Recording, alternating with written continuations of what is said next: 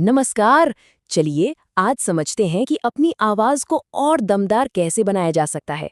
हम कुछ बहुत ही आसान लेकिन कमाल के तरीकों पर बात करेंगे जिनसे आवाज में एक नई जान आ सकती है।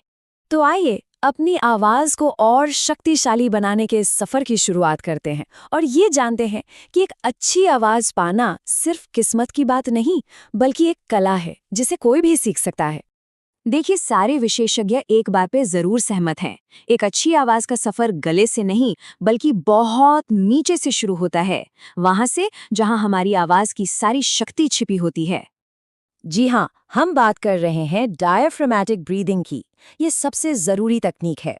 इसमें होता क्या है कि सांस लेने का जो जोर है ना, वो छाती से हटकर हमारे कोर यानी पेट के हिस्से में आ जाता है और यहीं से आवाज़ को असली मजबूती मिलती है। अब देखिए, इस स्लाइड में जो अंतर है वो कितना साफ है।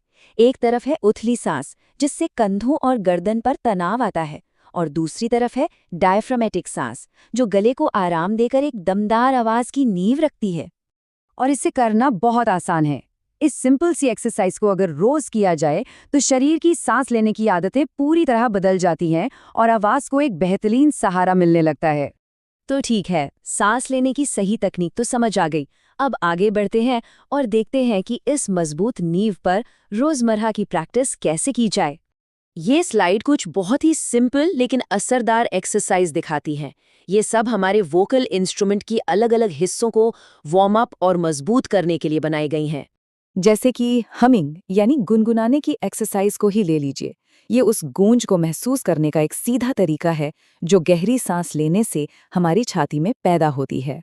तो यहाँ सबसे ज़रूरी बात यह है कि अगर रोज़ कुछ मिनट भी इन एक्सरसाइज को दिए जाए ना, तो आवाज़ में बहुत बड़ा और पॉजिटिव बदलाव